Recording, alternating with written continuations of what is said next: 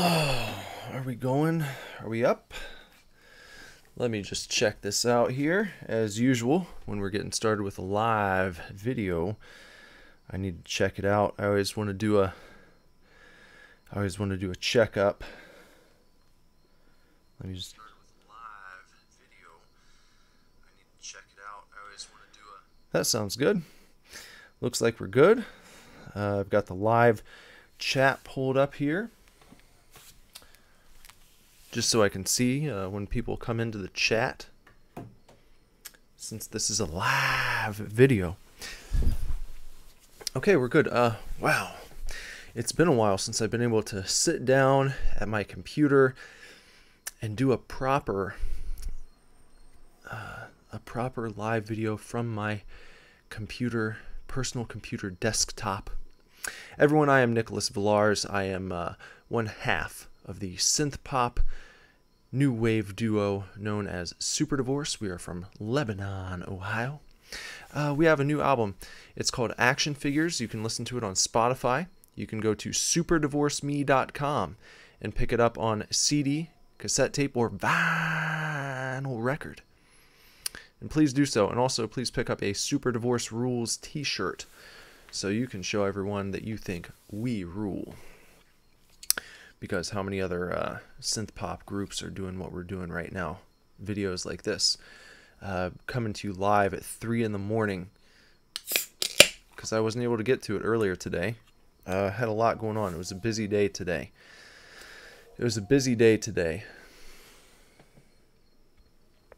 Oh, yeah. Well, we haven't made that announcement yet, Andrew. You got to keep that on the DL, brother. That's like we haven't talked about this, but that's top secret. It's a good thing that more people are not in here right now, because you just blew it. You just blew the lid off of the big announcement. You're gonna have to keep that under wraps.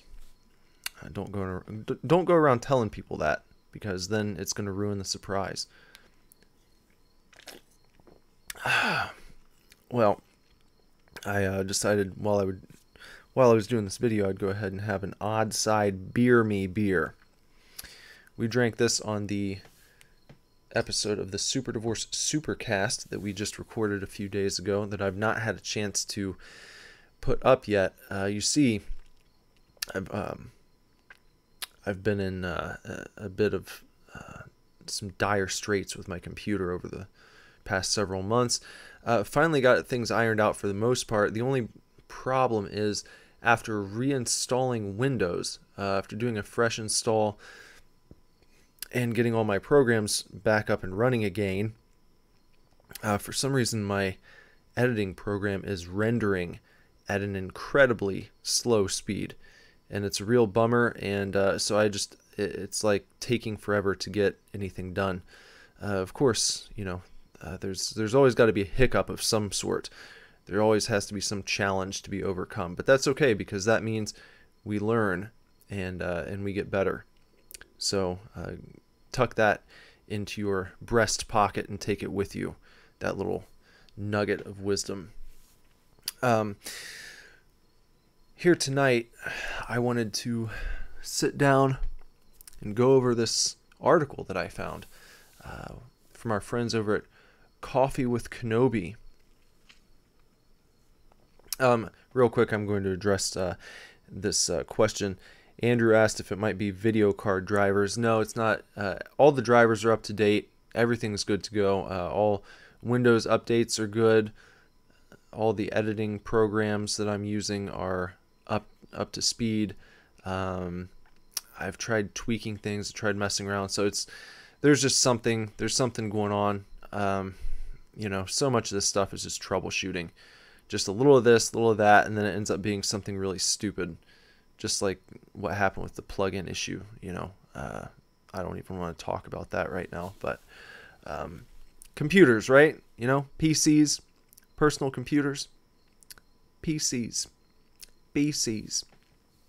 Okay, so our friends over at Coffee with Kenobi. It's a lovely website name. I really like I like visiting Coffee with Kenobi. They have a nice color palette. It's pretty simplistic, you know. It's pleasing. It's a pleasing shade of orange that they use for the background over at Coffee with Kenobi. So we're going to have a look-see here. This, as I was browsing the various Star Wars websites that I like to visit, this article stuck out. It's from Ryder Waldron in the blog post section over at Coffee with Kenobi. Maybe if you need to, you can go and grab yourself a cup of joe before we begin this. It's not a deep dive, but it's a little dive. We're going to take a swim this evening. I took a swim earlier tonight. A very relaxing swim. Nice pool party that I was at earlier this evening. But that's not what we're here to talk about. We're here to talk about this. We're here to talk about the fact that you don't know the power of... Wait for it. Hayden Christensen. You don't know the power. You don't know the power of Hayden. I'm going to be honest. I had never seen his name spelled out. Well, I'm sure I have, but I hadn't paid attention to it. Everyone always says Hayden Christensen. But this, when you read it, it's Hayden Christensen. Christensen. So I'm wondering if everyone's been saying it wrong the whole time. Or if he just pronounces it that way. Kind of like how Brett Favre, if you're looking at it, it looks like it would be Brett Favre or Favre. But it's Brett Favre. Somehow the R gets flipped. It like jumps backwards, so it lands in front of the V. I don't know how that works, but is his name actually Hayden Christensen? Is that how everyone's supposed to say it? And everyone says Christensen, kind of like Brendan Fraser. A lot of people would call him Brendan Fraser, or oftentimes the worst offense would be Brandon Fraser, which is not his name at all. It's Brendan Fraser, not Brandon Fraser. So, Hayden Christensen. We don't know the power of him, and let's find out why that might be, shall we? He's giving us a very menacing stare here. So let's find out why we don't know the power of this man. Here we go. With the start of filming of Episode 9 on August 1st and the recent casting announcement, I, Ryder Waldron, am once again getting excited about a Star Wars movie. Since 2015, I have gotten used to seeing a new Star Wars movie at least every 12 months. So it will be nice to have at 16 months to let the anticipation build to the conclusion of the Skywalker saga. I, Ryder Waldron, am looking forward to the long build-up to Episode 9, and it got me motivated to begin rewatching Episodes 1 through 8. 1 through 8. You know what we're doing? We are watching Episodes 1 through 8, including the Clone Wars, Rebels, and all the side movies, the Star Wars story films. You got nothing on us, Ryder Waldron. Anyway, while watching Attack of the Clones and Revenge of the Sith, recently I began thinking about how much I enjoyed Hayden Christensen's performance as Anakin Skywalker. Did you enjoy Hayden Christensen's performance as Anakin Skywalker? Did you? My main problem with his performance as Anakin, this is me speaking, folks. If you're not following along by video, I have to, I want to let you know. This is not Ryder Waldron speaking anymore. I am speaking for myself. My problem with Hayden Christensen's performance as Anakin Skywalker is it's so different. It's so much different. So much different than the little boy Anakin. And we get no insight as to how or why his demeanor changed so much in betwixt episodes 1 and 2. It's like a completely different person, you know? And I know, it's like kids grow up and they change a little bit, but no, it's like a completely different person. So that's tough to reconcile for me, especially when we're doing this sequential Star Wars show where I'm in that mode where it's like I'm trying to assume that episode 1 sets up the Star Wars universe, and I'm trying to like build off of that as a fan. You know, I'm trying to keep that mindset. It's kind of like a method acting approach where I'm really trying to stay there, trying to stay in that mental mode where it's like we're building a universe here. Chronologically, these events unfolded in time in this universe, and part of that unfolding is little boy Anakin. You meet him, you kind of get to know him in that first movie, and then when you see him again in episode 2, the character that you meet, Hayden Christensen's Anakin, does not resemble at all the character that you met in the first film. So it's a tough pill to swallow for me. Anyway, let's continue. That's not the only problem, okay? But that's a big one for me. Anyhow, let's continue on with Ryder Waldron's words here after we get a break in the paragraphs here with a nice picture of Anakin Skywalker from episode 3 with his blue lightsaber. Ryder says, "I've always loved Hayden's portrayal of Anakin Skywalker / Darth Vader in Attack of the Clones and Revenge of the Sith. His personification of angst, frustration, and infatuation in AOTC, Attack of the Clones, was how I expected a teenage Darth Vader to behave." Oh, I don't know. We're going to have to talk about this for a second. Obi-Wan jumps in here, and he wants to know, would I have liked for the prequels to have been continued more slowly using Jake Lloyd the whole way? Well, you know, I found Jake Lloyd to be annoying. I'm not going to lie. I thought that Jake Lloyd was an annoying little kid. I'm sorry. I mean, I'm not sorry. That's how I feel. I'm not going to apologize for my feelings. I shouldn't do that. I shouldn't apologize for how I feel. We shouldn't apologize for how we feel. I just think that they had Hayden Christensen portray the character incorrectly. It's not that I don't think that Hayden has to be a completely dead actor.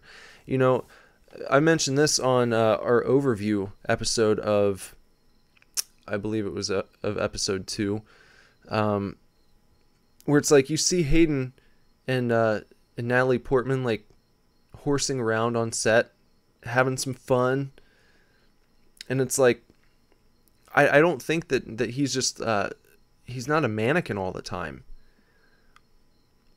I think that he might be able to do a decent job if they would have allowed him to do so. I think that, I don't know what George Lucas was thinking, but I feel like he had a really strange idea in mind for what Anakin should be like in those teen years. and in those early adult years. It didn't make any sense with what you knew of the character from when they introduced him to you. Jake Lloyd, I mean, I don't know. It could have been that Jake, let's just say that they would have continued with Jake Lloyd, and they kind of took things a little more slowly and actually allowed him to play Anakin all throughout the series. I mean, there's no reason to assume that they would have let him continue to play the character as he played Anakin in Episode 1. They might have stunted him just the way that they did Hayden Christensen. So he might have suffered the same fate. I don't know. I feel like as wooden and lifeless as Hayden is much of the time, his presence is not as grating as little kid Anakin, you know? And it's like, I don't know. Part of me feels bad because he's just a little kid. He's a little excited kid in a Star Wars movie, and I don't want to hate on him too much because I'm sure it was a lot of fun for him, and I know he got a lot of shit when he went back to school and he got picked on and all this stuff, and that sucks. I don't like hearing that. I don't want him to suffer in his life because of a character that he played in a movie. But the character that he did play, it's just it's not a character that I find very likable. And I feel like a lot of people felt the same way. You see some of the other kids that auditioned for the role, like on the behind the scenes stuff, and it's like, oh, I think that some of these other kids, they seem a little more down to earth, a little more grounded,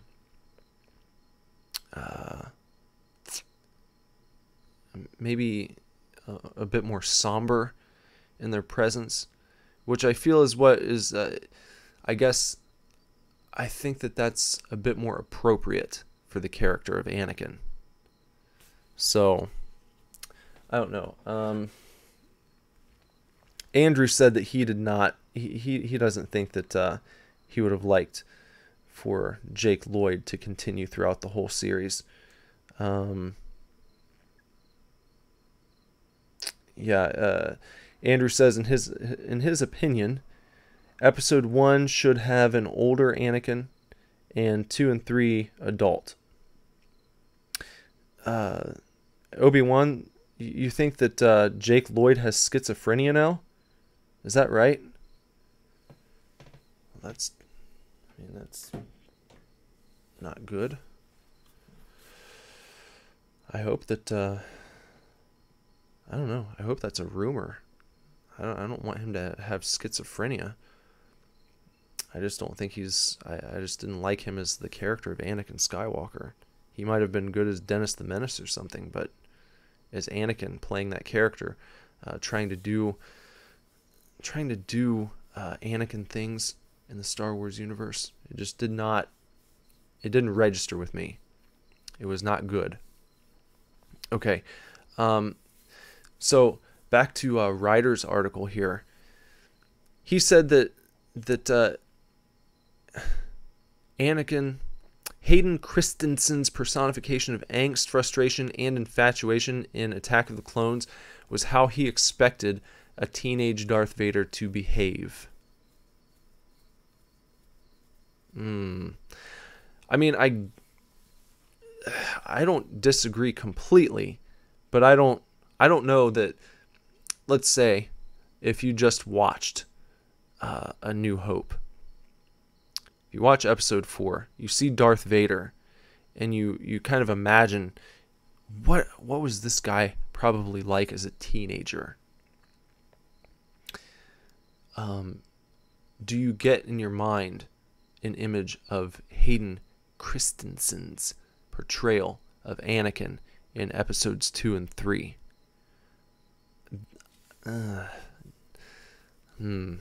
Not exactly. I don't think that that's exactly right. It seems like Darth Vader, if you didn't know anything about him and you get your first glimpse of him in the Star Wars universe, in episode 4. And that's what you know of him. You're trying to picture him as a teen. No, I wouldn't picture Anakin exactly as they've given him to us. And I'm not saying that the story can't be fleshed out. I'm not saying the story doesn't make any sense. I'm just saying that's not exactly how I expected it to be. So and again, it's not that I'm not open to different possibilities. I think that the arc of the character, I mean, it's not completely incoherent once he gets to his teen years. I mean, it's logically consistent enough. I think that there are some very silly things that happen within the story, but it's not like it doesn't make sense. I'll say that. He's kind of a very talented, arrogant kid who falls in love, loses the love of his life, and kind of goes crazy. I mean, it's not anything insane that goes on there, you know. It's like I said, it's not logically inconsistent. I think it makes enough sense. It's just there's some very silly things that go on. So, okay. So, back to Ryder. His confidence, even overconfidence, and lust for power in Revenge of the Sith are what I would imagine for a soon-to-be Sith Lord. I can't imagine any other actor as Anakin. No, not even Leo. Yeah, well, I wouldn't necessarily jump to Leonardo DiCaprio either. Anyway, I don't know. Yeah, it's tough to imagine another actor. I'll admit that. At this point, that's Anakin. That's young Anakin. So it is tough to imagine another actor. I'll give him that. With the high expectations from fans leading up to Attack of the Clones, Anakin Skywalker was a tough character to take on for anyone. And I think Hayden Christensen nailed it. He humanized Darth Vader, which made his fall to the dark side even more tragic. Did he humanize him?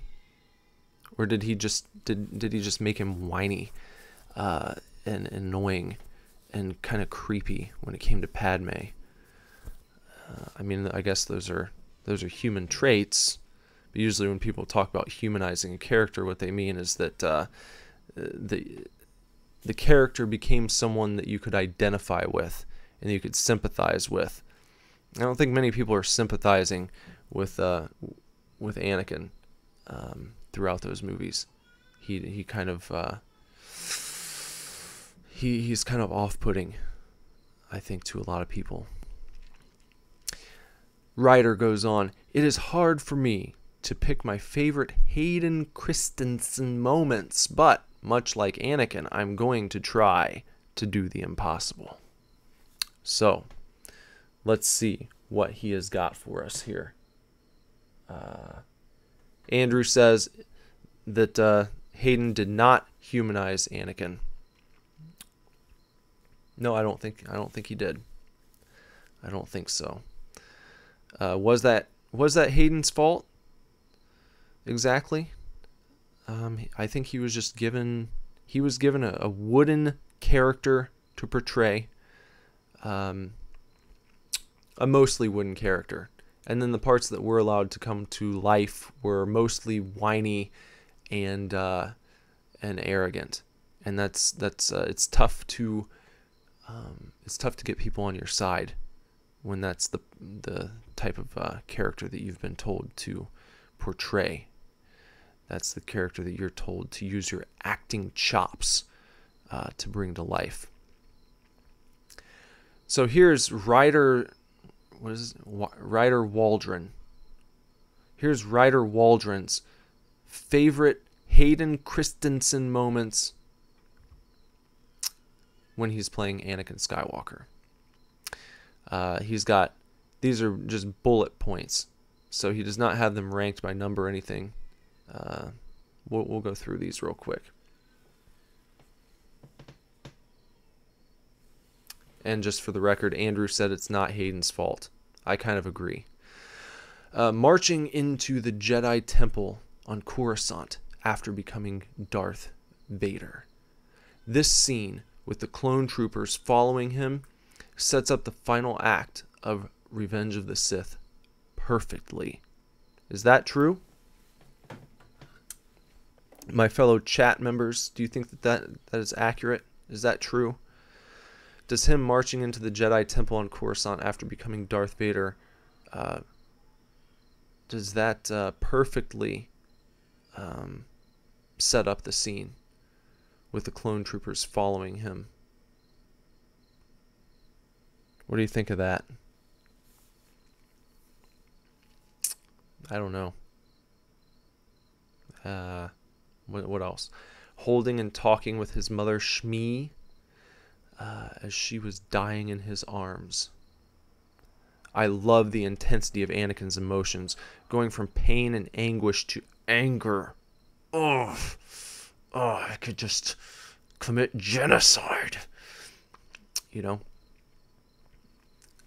I could just kill everyone. You know, that's what happens. He does get angry. He does get angry. It's like, yeah, your mom's been holed up here for whatever, a month or so, something like that.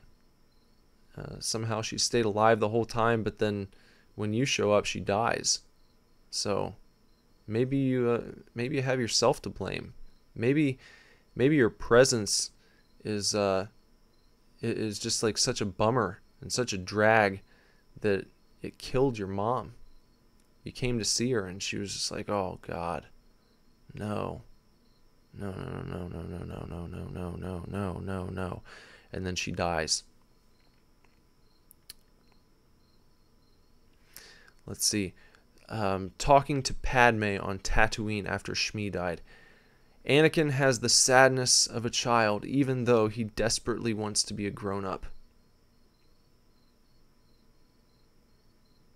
Yeah, I mean, that's... I mean, that's kind of a... That's a creepy scene, isn't it? That's... If I'm not mistaken, that's when he tells her that he killed everyone. That he's like he's a mass murderer, and she's just kind of like, oh, that's okay. You're upset. That's understandable. Anyone would have done the same. Anyone would have killed all of the people that were there. Anyone would have committed genocide in that same situation. So, I think so.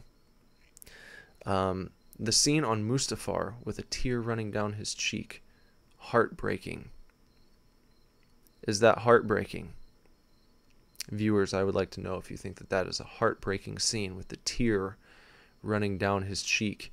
Kind of like the Indian on the commercial, on the littering commercial. You know, where he just stares out. He sees the guys throw like a bag of old... I don't know. There's a lot of litter around. The Indian man doesn't like it, and he cries, and there's a little tear that rolls down his cheek. They might have taken inspiration from that commercial. The lightsaber battle against Obi-Wan on Mustafar. The history between Anakin and Obi-Wan, the weight of the outcome, and the amazing choreography make this my favorite lightsaber battle. Well, I know Andrew has strong feelings about that. I know that Andrew is not going to be a fan of that lightsaber battle being included. I was actually just talking to someone earlier today who thought that the lightsaber battle against Obi-Wan was the best lightsaber battle in Star Wars history. So we're gonna have a disagreement here. So this chat might get heated. Obi-Wan and Andrew might be going head to head in the chat. So So, yeah. So those are his favorite Hayden Christensen moments. He tried to do the impossible. It was hard for him to pick his faves, but he tried. I think that he did a good job.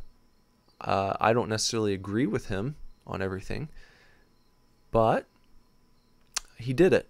He picked his favorites. So there you go.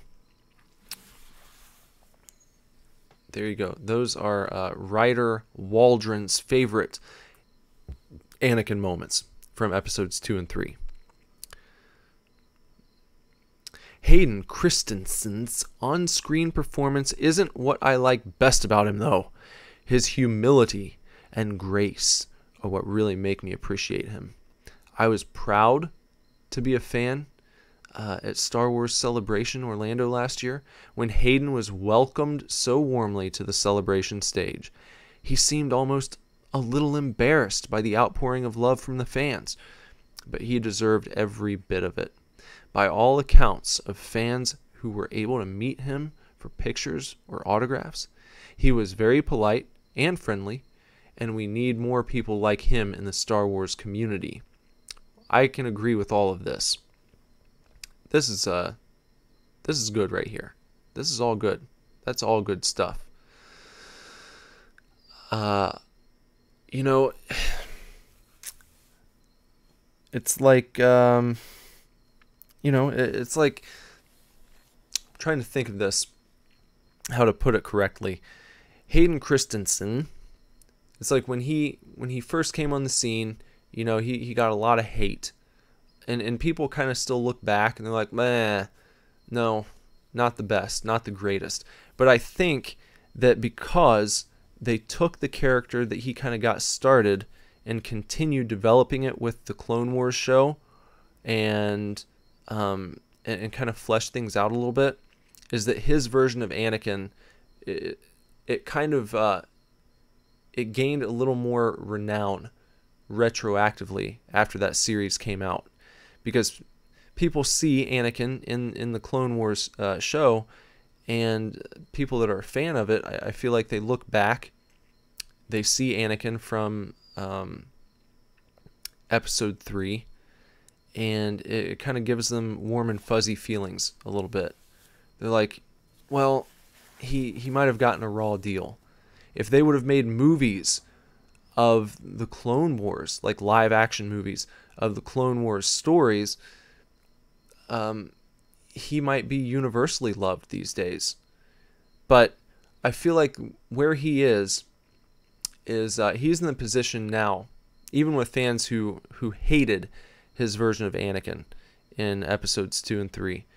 He's now become sort of like the friend that that you don't like to spend too much time around him, but when you go 6 months or a year without seeing the guy, you're kind of like, you start to miss him a little bit. And then when you finally do hang out, you kind of like embrace, and it's like, oh man, I've missed you so much. This guy's great. What a great guy to have around, because so much time's passed. You're like, I do kind of miss him, especially if you've been hanging out with people who are truly shitty. If you've fallen in with a new group of friends who, they're not even kind of like they're not like the lovable idiot. They're not like the annoying friend that you only want to see every so often. It's like you just hang out with them, and you hate every minute of it. And maybe you're forced to get together with these people because they're your wife's friends or something, your wife's work friends or something, and you're always going over for cookouts and brunch and that kind of thing. And it's terrible. So when you finally do get to meet up with your old buddy, your old annoying pal who you haven't seen in half a year or a year, it's like, oh God, I thought you were bad, but you're not. You're not that awful. Things could have been so much worse, and things have gotten so much worse. So I'm happy to see you, friend. I'm happy to see you, brother. And I think that that's how people feel about Hayden now. It's like things have gotten bad, man. We thought things were bad before, but we had no clue. We had no clue how awful things could get. We didn't know what was going to happen when you went away. So please come back and save us. Please. I feel like that's what happens. That's why everyone's giving him an outpouring of love at Star Wars Celebration. Because like maybe they'll bring him back and do something with him somehow. You know, in Episode 9, Attack of the Ghosts, where it's just like Force ghosts everywhere, flying all over the place.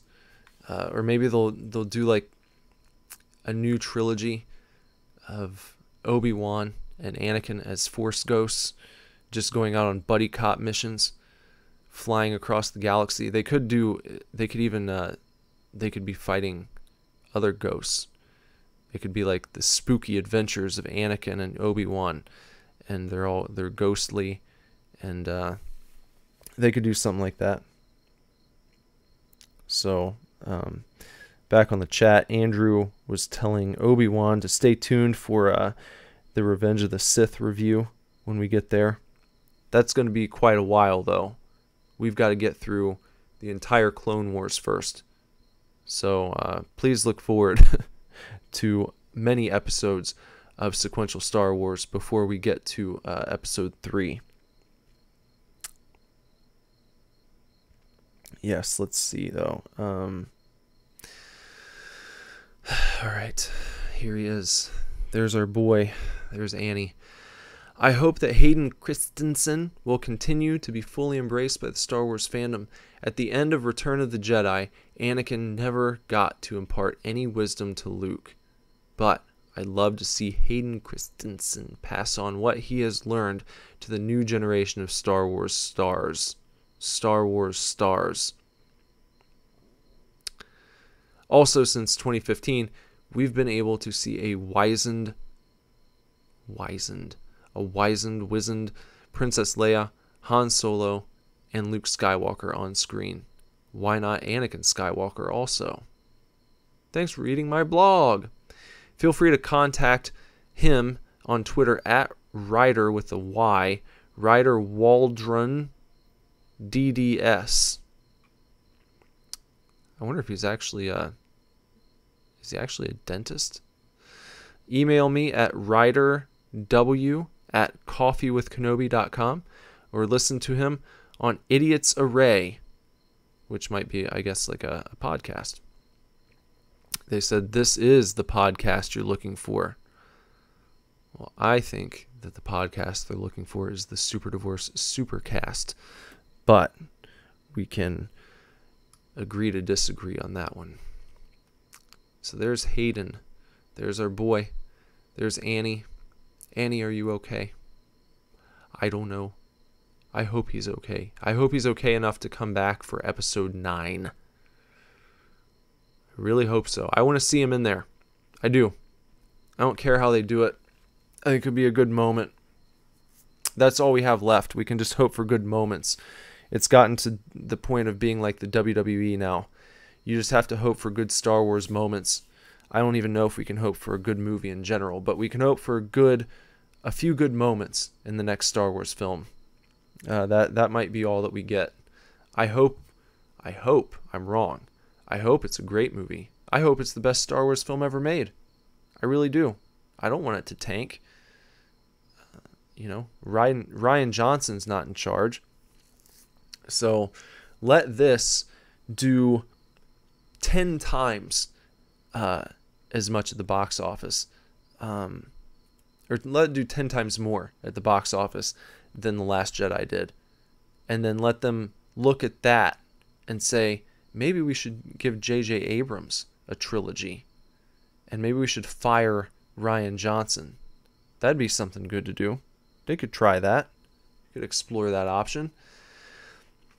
So as a sort of wrap up to this film, or this film, it's not really a film, is it? To this video, I wanted to show everyone what Hayden Christensen is up to this year. He's got a new movie coming out on September 21st, I believe, and it's called Little Italy. There he is. This is what Anakin looks like in 2018. He's wearing his Vince's Pizza t-shirt. And to his left, you've got Emma Roberts. She has her A Slice of Heaven t-shirt on. And this movie is from the director of Miscongeniality and How to Lose a Guy in 10 Days. It's called Little Italy. Would you like to know what this movie is about? I will tell you what it's about. We'll go over to the Little Italy film page on Wikipedia. It says, Little Italy is an upcoming American-Canadian romantic comedy film directed by Donald Petrie from a screenplay by Steve Galluccio and Vinnie Vermani. What an Italian name there. And he looks very Italian, doesn't he? It stars Emma Roberts, Hayden Christensen, Alyssa Milano, Adam Ferreira, Gary Basaraba, Linda Cash, Andrew Fung, Christina Rosato, Danny Aiello, and Andrea Martin. The film is scheduled to be released in Canada on August 24th, 2018 by Entertainment One and in the United States on September 21st. I was right. 2018 by Lionsgate. Now here's the plot. Here's the plot to this film. A young couple, Hayden Christensen and Emma Roberts, must navigate a blossoming romance amidst a war between their families' competing pizza restaurants.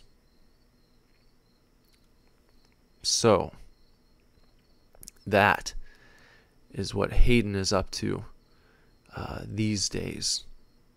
I believe this is the only movie that he has done this year, and I think it's the only movie that he is going to do.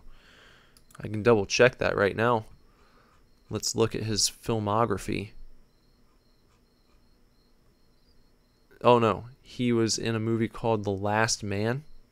He played a guy named Kurt, and The Last Man does not even have a Wikipedia page, so I can't tell you much about that one.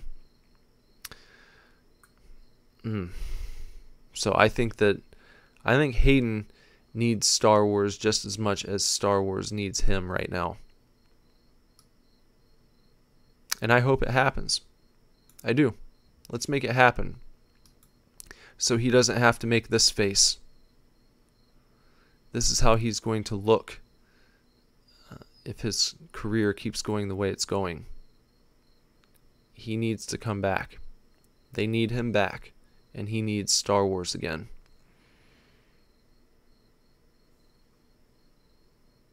It's true. He doesn't need these red eyes. He doesn't need the yellow. He needs to look like this. We could have this in the next Star Wars movie, right here. You see this? Look at him here. Look at him here compared to here. This is the Hayden that we could have in 2019. Going out, hanging out with a rejuvenated and a reinvigorated Mark Hamill. They could both be reinvigorated. They could both be just absolutely crushing it next year. Just in the greatest spirits they've been in years. Father and son, hanging out, hitting the town, going to Star Wars Celebration, hitting up the cons. We could have this going on a lot in 2019 and beyond. Who knows where it's going to go? If they bring Hayden back into the fold, he could restore balance to the Star Wars universe. And who would have predicted that 10 years ago? The position we'd be in now, where we're just praying that Hayden Christensen will come back and save us from the clutches of an evil regime and lead us into a new era of prosperity and love and joy in the Star Wars universe. We can have it if we want it. We don't have to have this. Hayden does not have to continue his life this way, and he doesn't have to continue his life doing movies like this. But maybe I will watch this. Maybe we should review Little Italy. Maybe I'll eat my words here. Maybe Little Italy will be a hidden gem. Maybe this will be something where he's just he's taken this role on to kind of try out some new things that he plans on bringing out for his next Star Wars adventure. Maybe his role in this movie will be a little bit of an insight into what we can expect from Anakin Skywalker in Episode 9. So I wouldn't sleep on this movie, actually. If it's just a generic rom-com, fine. He's got to pay his bills, but there could be more to it, is what I'm saying. Look at him. Let's zoom in here a little bit. I'm going to zoom in. I mean, if you look at him right here, that's the look of a man who knows something. He's up to something. He's got a plan. And I wouldn't be surprised if J.J. Abrams set this up for him. This role, this could all be misdirection, guys. Misdirection, but also this could be one of J.J. Abrams' little tricks that he likes to play. Because he really likes to do that. He likes to trick people. He likes to play games. If you're a fan of Lost, you know this. You know that J.J. likes playing games. He likes having some fun. And I wouldn't be surprised if this is him having fun. I wouldn't be surprised if he set this movie up. And this is all just a ruse to give Hayden Christensen a chance to feel out this new direction for Anakin Skywalker in Episode 9. Because they didn't want him to come into it cold. It's like, we don't want you to just practice. We don't want you to. We don't want to just send you the script and have you show up to the set and feel like you've gotten in your paces by maybe reading it aloud to yourself in front of your mirror at home. We want you to take this character and play him in a movie that many people are probably not going to bother seeing. And doing that is going to get you in front of the camera. It's going to get you on a movie set.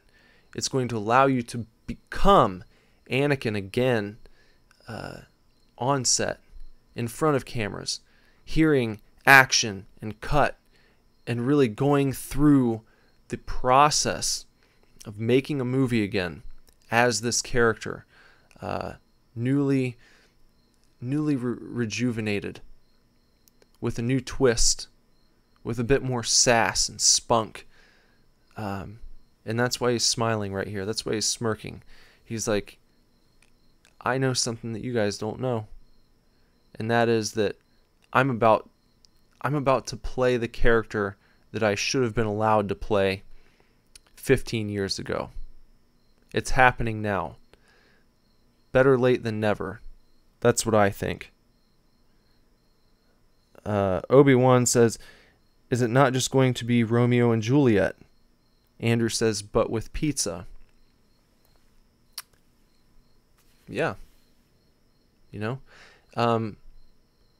But hey, George Lucas, he said that the story of Anakin and Padme was a tragic love story, much like Romeo and Juliet. So, again, more parallels here.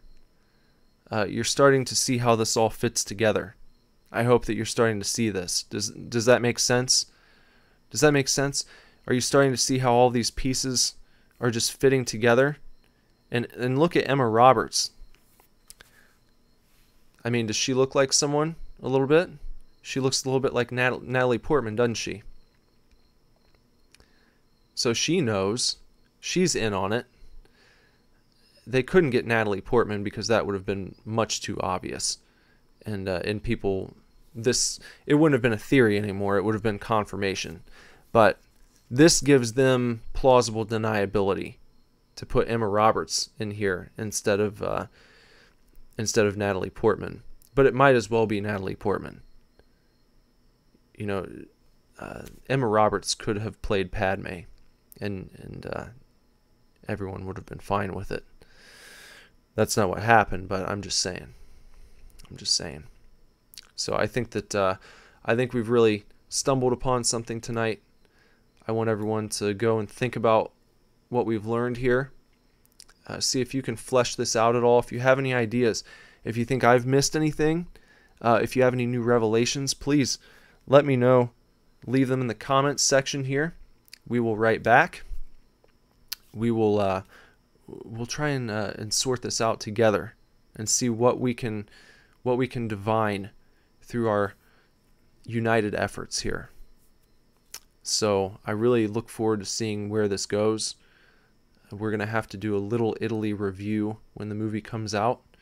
So I'm really looking forward to that. I'm really looking forward now that I've talked about it a little bit. It's like, oh my God, yes, it's so simple.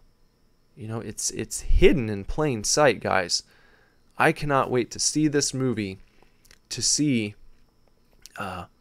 what we can expect from Anakin Skywalker in Episode 9. This is the first big reveal. This is bigger than anything we've gotten so far. This is much bigger than JJ's picture from the set. Much bigger than that. So we're going to have to pay attention to this. I would urge everyone else to go out and watch Little Italy when it's released on September 21st in the US, or August 24th, I believe is what it said in Canada. So for now, I'm going to get going. I want to thank everyone for watching this video. Please subscribe, bong the gong for notifications, so that when we go live and do videos like this one every day, then you'll be notified, and you can come in, you can join the chat, and you can help us work this kind of stuff out. Because there's only going to be more. There's going to be so much stuff like this that happens because J.J. Abrams is a trickster. He's a jokester. He likes to play ruses. He's gonna be doing a lot of this stuff in the build up to Episode 9. So we're gonna have to really work hard to stay on top of everything. Not many channels are going to be doing the type of work that we do here. So I encourage you all to join us daily. We're not, and look, full transparency, every live video is not going to be about Star Wars, but we will make the videos when they need to be made. You can trust me on that one. Trust me. Believe me. Tremendous videos coming up. So, again, subscribe, bong the gong for notifications, leave comments. We always comment back. We always comment back. Like the video, share these videos with your friends. Everyone needs to find out. Everyone needs to know about this stuff, and we can't share it all ourselves. You know, we can't. People only put up with so much shilling from the source itself. So this stuff has to get passed around, or else it won't go anywhere. And we really need to go viral with this one. So let's get it viral. And until next time, you guys take real good care. Okay? And good night.